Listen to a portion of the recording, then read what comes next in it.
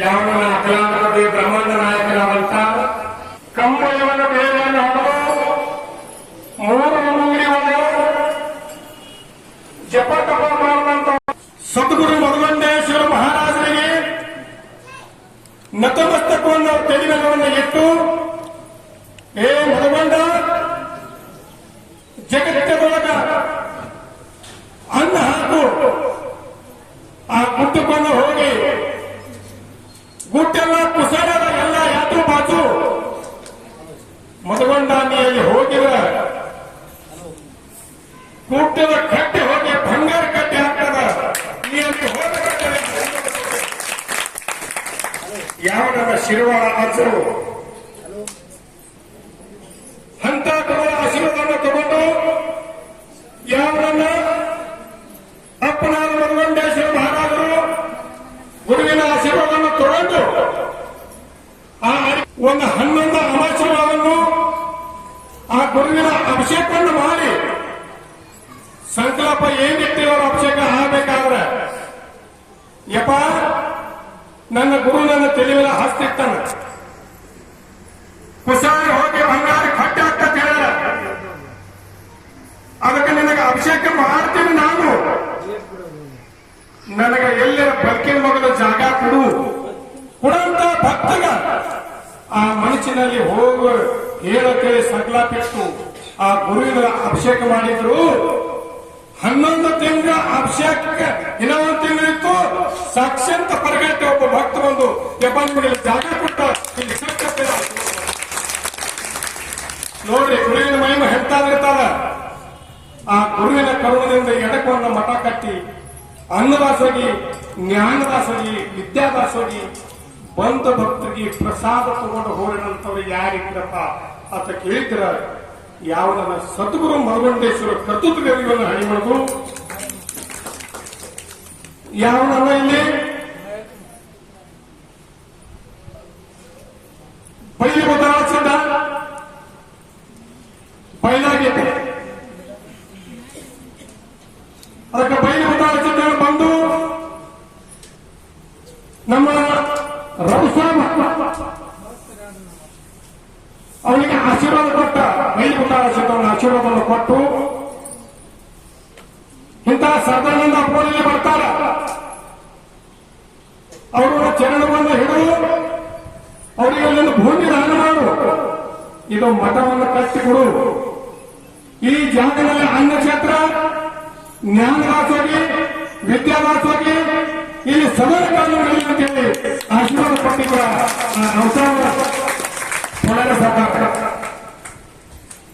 ಅದಕ್ಕೆ ಆ ಗುರು ಅಂದಾಗ ಹೊಸವ ಆ ಗುರುವಿಗೆ ಒಂದು ಜಾಗವನ್ನು ಕೊಟ್ಟು ಒಂದು ಮಠವನ್ನು ಕಟ್ಟಿ ಆ ಗುರುವಿಗೆ ಗುರು ಮಾಡಿಕೊಂಡು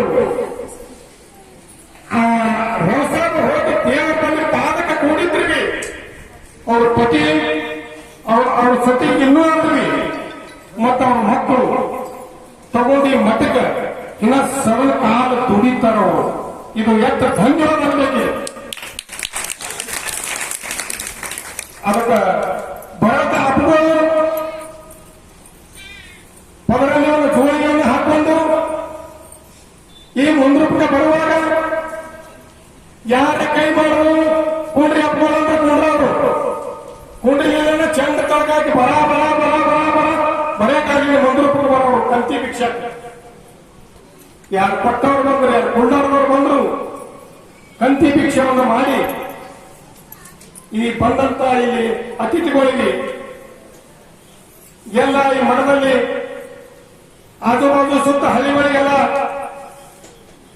ಎಂತ ಭಕ್ತ ಬರ್ತಾರೆ. ಯಾರು ಸುಳ್ಳು ಹೇಳೋರು ಬರ್ತಾರೆ, ಕಳ್ಳು ಮಾಡೋರು ಬರ್ತಾರೆ, ಕುಡೋರು ಬರ್ತಾರೆ, ಯಾರಿಗೆ ಒಯ್ದೋರ್ಗೆ ಬರ್ತಾರೆ. ಬಂದವರಿಗೂ ಬರ್ರಪ್ಪ ಅಂದು ಕುಡಿಸೋರು ಯಾರಿದ್ರಪ್ಪ ಅಂತ ಕೇಳಿದ್ರ ಆ ದೊಡ್ಡ ಆಶೀರ್ವಾದದಿಂದ ಭರತ ಮಹಾರಾಜ ಅವ್ರಿಗೂ ಕೂಡ ಪಾದಕವನ್ನು ನಾವು ಹನಿ ಮಾಡೋದು. ಯಾವನ್ನ ಶಿರವಾಡು ಸೋಮಲಿಂಗ ಮಹಾರಾಜರು ಅವ್ರ ಪಾಲಿಗೆ ನನ್ನ ಹಣಿಗಳು ಸಂಗವಾಡ ಗುರುಗಳು ಬಂದಾರ, ಅವರು ಸಹ ಪಾಲಿಗೆ ಹಣಿಗಳು. ಔದಿ ಸಂತ ಬಂದಾರ, ಅವರೆಲ್ಲ ಅಲ್ಲದೆ ಈ ವ್ಯಾಸಪೀಠದ ಕೊಟ್ಟಂತ ಎಲ್ಲ ಮಹಾತ್ಮರಿಗೆ, ಎಲ್ಲ ನನ್ನ ತಂದೆ ಬಳಗ, ನನ್ನ ತಮ್ಮನ ಬಳಗ, ನನ್ನ ತಾಯಿ ಬಳಗದವರಿಗೆ ಎಲ್ಲರಿಗೆ ನನ್ನ ಶರಣ ಶರಣರು. ಯಾವ ನನ್ನ ಕುಟುಂಬ ಸಾಲ ಬಂದರೆ ಅವರಿಗೆ ಹೆಸರುಗಳನ್ನು ಜೋಡಿಸುತ್ತಾರೆ. ಎಲ್ಲ ತಾಯಿಗಳಿಗೆ ವಿನಂತಿ ಮಾಡಿ ಶರಣ ಶರಣರು ನನಗೆ ಎಷ್ಟು ಭಗವಂತ ಬುದ್ಧಿ ಕೊಟ್ಟಾರ ಅಂತ ಹೇಳ್ತೀನಿ. ನೀವು ಭಕ್ತಿ ಮಾಡ್ರೆ, ಭಕ್ತಿ ಮಾಡುವ ಕರ್ತಿ ಎಲ್ಲಿ ಹೇಳಂಗಿಲ್ಲ. ಸಂತರಲ್ಲಿ ಒಂದು ಮಗರಲ್ಲಿ ನೀವೆತ್ತ ದುಡಿತೀರಿ ಅಷ್ಟು ಭಗವಂತ ಕೊಡ್ತಾನೆ. ಇದು ನನಗೆ ಸಾಕ್ಷಾತ್ ಕೈ ಮಾಡಿ ಹೇಳ್ಬೇಕು. ಯಾವ ದುಡಿದೋಡ ಎಲ್ಲ ಮಠದಲ್ಲಿ ಇಬ್ಬರ ದಂಪತಿಗಳು ಬಡತನ ಪರಿಸ್ಥಿತಿ, ಹೊಲ ಇಲ್ಲ, ಮನೆ ಇಲ್ಲ, ದಿನ ಕೂಲಿ ಕುಂಬಳನ್ನು ಮಾಡಿ ಆ ತಾಯಿ ದಿನ ಒಂದು ಭಕ್ತ ಕಲಿತಿರ್ತಳು. ತಾಯಿ ಎಲ್ಲ ಪಗಾರಿತ್ತು ತೆತ್ತು ಉಂಟಿರು ಎಲ್ಲ ಮಾಡ್ತಿರು. ತಾಯಿಗೊಂಡು ಕೊಡ್ತಿ ಹೆಜ್ಜೆ ಮಾಡಿ ಊಟ ಮಾಡಿ ಕೂಡಕ್ಕಾದ್ರೆ ನೀರು ಎರ್ತಿತ್ತಲ್ಲ. ಒಂದೇ ಒಂದಿನ ತಾಯಿ ಇದ್ದಿಲ್ಲ, ತಾಯಿ ಮಗನೇ ಇದ್ದಿಲ್ಲ. ತಾಯಿಗೆ ಒಂದು ಮಾತ್ರ ಕೊರತಿ ಇತ್ತು. ತಾಯಿ ಎಲ್ಲ ಕಡೆ ದೇವರ ಹೋಗಿ ಬಂದ್ರು, ಬಳೆಗಾಲಿ ಓಡಾಡ್ಕೊಂಡು ಮಾಡಿದ್ರು. ಯಾವ ಶಾಣ್ಯಾರ್ಗಳು ಹೋಗ್ತಿರೋ ಶಾಣ್ಯಾರ ಹೇಳ್ತಿರೋ, ಯಾವಾಗ ಮನೆ ದೇವರ ಗಂಡದವರಿಗೆ ನಡಪ, ಹೆಣ್ಣದವರಿಗೆ ನಡಪ, ಬಳೆಗಾಲಿನಲ್ಲಿ ಉಪವಾಸ ಮಾಡೋ ರಾಶಕ್ಕಾಗಿ ಎಂತ ಮಾತನಾಡಿದ್ರೆ ಅವರಲ್ಲಿ ಹೋಗಿ ಆ ಗುರುವಿಗೆ ಹೋಗಿ ಭಕ್ತಿ ಇದ್ದದ್ದು ಮಾಡಿ ನನ್ನ ಕಾಯಿ ಕಪ್ಪಡ ಮಾಡಿ ಬರ್ತಿದ್ರು. ಹಂಗೆ ಎಲ್ಲಿ ವಾದನೆಗೆ ಹರಿವರಾಗ ಮಕ್ಕಳೇ ದುಡಿದಿಲ್ಲ. ಒಂದಾನ ಒಂದು ದಿವಸ ನಿರ್ದೋಷಾದ ಮನೆಯೊಳಗ ಭಗವಂತ ಈ ಜೀವನದಲ್ಲಿ ಯಾರು ಸ್ವಾರ್ಥಕರ ಬಂದ್ರು, ಇದು ಭೂಮಿನದ ಸ್ವಂತ ಕೇಂದ್ರ. ಈ ಬಾಜು ಕೂತಾವ್ ಹೇಳ್ತಾ ಮಾತಾಡ್ತಾರ, ಆ ಬಾಜು ಕೂತು ಮಾತಾಡ್ತಾರ. ಹುಟ್ಟ ಪಂಚಿ ಮೂತಿ ನೋಡ್ಬಾರ್ದ ನಿಂದ್ಯಾನ ಮಾತ ಕಿವಿಗೆ ಬೀಳ್ತಾವ. ತಾಯಿ ದುಡ್ಡು ಮಾಡ್ತಾರ. ಪತಿದೇವ ಹೇಳ್ತಾರ, ಸತಿ ಭಗವಂತ ಹಿಂದೆ ನಾನು ಕೊಡ್ತಾನ, ದುಡ್ಡು ಮಾಡಬೇಡ, ಟೆನ್ಷನ್ ತಗೋಬೇಡ. ತಾಯಿ ಗಂಟೆ ಅಯ್ಯಪ್ಪ ಪತಿದೇವರೇ ಚಂದಿ ಮಾಡಿ ಯಾರು ರೊಟ್ಟಿ ಮಾಡಿದ್ರೆ ಊಟ ಮಾಡ್ತೀರಿ, ನೀವು 4 ಮಂದಿ ಹೊತ್ತು ಕೊಡ್ತೀರಿ, ನೀವು ದಿನ ಕಾಳು ಮಾಡ್ತೀರಿ, ನೀವು ದಿನ ಹೋಗ್ತದ. ನಾವೊಂದು ಕೊಡ ನೀರಿ ತೊಗೊಳ್ಬೇಕಾದ್ರೆ ನನಗೆ ನಿಂದೆ ಮಾತಾಡ್ತಾರ ಅಂತೇಳಿ ತಾಯಿ ದುಃಖ ಮಾಡ್ತಾಳ. ತಾಯಿ ಆ ಕಾಲಕ್ಕೆ ಏನಾಯಿತು, ಒಂದಾನ ಒಂದು ದಿವಸ ಒಬ್ಬ ತಾಯಿ ಕೂತಳು ಹಂತ್ಯಾಕೆ. ಆಯ್ಕೆ ಮಗು ಕೂಡಿ ಎಲ್ಲ ಮೈ ಯಾನೆ ಕಟ್ಟಿ ಕೊಂಡಿದ್ದು ಹಂತ್ಯಾಕೆ ಕರ್ಕೊಂಡು ಹೇಳ್ತಾರ, ಬೈ ಎಲ್ಲ ಕಡೆ ಹೋಗಿ ಬಂದಿದೆ, ನಿನಗೆ ಗೊತ್ತಿಲ್ಲ. ಯಾವ್ದನ್ನ ಮಗು ಕೂಡಿ ಎಲ್ಲ ಹೋಗಿದ್ರ ನಿನಗೆ ಪುತ್ರ ಸಂತಾನ ಕೊಡ್ತಾರಂತ ಯಾಕೆ ಕರ್ಕೊಂಡು ಮತ್ತೆ ಎದೆಯನ್ನು ಗಟ್ಟಿ ಮಾಡಿಕೊಂಡು ಜಾಮ ಜಾಕೊಂಡು ಮಾಡಿ ನೈವೇದ್ಯವನ್ನು ಮಾಡಿ ಮನೆಯನ್ನು ಕಳೆದು ಆ ಗುರುವಿಗೆ ಪಂಚಾಯತ್ ಹೋಗಿ ಎಲ್ಲರಿಗೂ ಮುಂದೆ ನಿಂತು ಕೈ ಜೋಡಿಸಿ ಹರಕೆ ಮಾಡಿ ಬರ್ತಾರ ತಾಯಿ. ಅಂತ ಸಂಕಲ್ಪ ಅಂತ ನೋಡ ತಾಯಿ ಸಾಧಾ ಮಾಡಲಿಲ್ಲ. ಎಲ್ಲ ನಿಮ್ಮತ್ತ ಇವತ್ತು ನನಗೆ ನೀವೊಂದು ಮಗ ಕೊಟ್ಟಿದ್ರ ಆ ಮಗ ನಿನ್ನ ಕೇಳ್ದಾಗ ಹಾಕ್ತಾರೆ ಬೇಡ್ಕೊಂಡು ಬಂದಿದ್ದಕ್ಕೆ ಮಾಡಿಸಿದ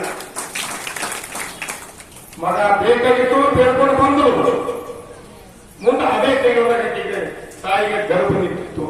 ಖಾರಿ ಬಂದ ಪ್ರಸಾದ ತಗೊಂಡ ಬಂದು ಮಗ ಹುಟ್ಟದ ಪ್ರಾಯಕ್ಕೆ ಬಂದ ಜನ ಆ ಹುಟ್ಟದ ಮಗ ತೆಗೆಯಬೇಕಾಯ್ತು. ಆ ದೇವರಾಗ ಹಾಕಬೇಕಾಗಿತ್ತು.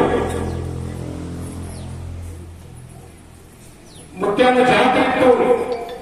ಜಾತ್ರೆಗೆ ಹೋಗಿದ್ದ ಖುಷಿ ತಗೊಂಡು ಇನ್ನು ಮಗ ಅವ್ರು ದುಃಖ ಮಗ ಮನೆ ಹಾಕಿದ ಮಗ ಮಗಳು ಹೋಗ್ತಾರ. ಯಾವ ತಾಯಿ ಜಾತ್ರೆ ನಿಂತು ಆ ಮಗನನ್ನು ಕೈ ಹಿಡಿದು ಆ ಮಗನ ಹಿಂದೆ ಹೋಗಿ ಆ ಮಗನಿಗೆ ತಗೊಂಡು ಶರೀರಾಗಿ ನಿಂತ್ಕೊಂಡು ಕೂತು ಬಿಟ್ಟಿದ್ರು.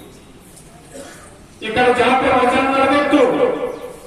ಮಂದಿರ ಬೇರೆ ಏಕತೆ ಹಾಕಿದ್ರೆ ಎಲ್ಲರೂ ಜೈಗೋಡು ಮನೆಗಟ್ಟರು ಬೇರೆ ಎಳೆಯದು ಎಲ್ಲ ಒಂದು ಭಯ ತಪ್ಪು ಹೇಳ್ತಾರ.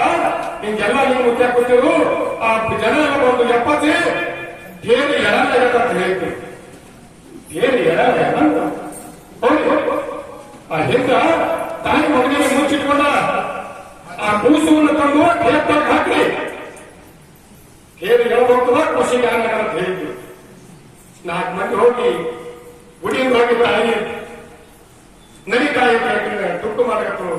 ಓಡ್ಯಾರ ಒಳಗತ್ತರು ಕಣ್ಣಿಗೆ ಚುಚ್ಚಕತ್ತರು.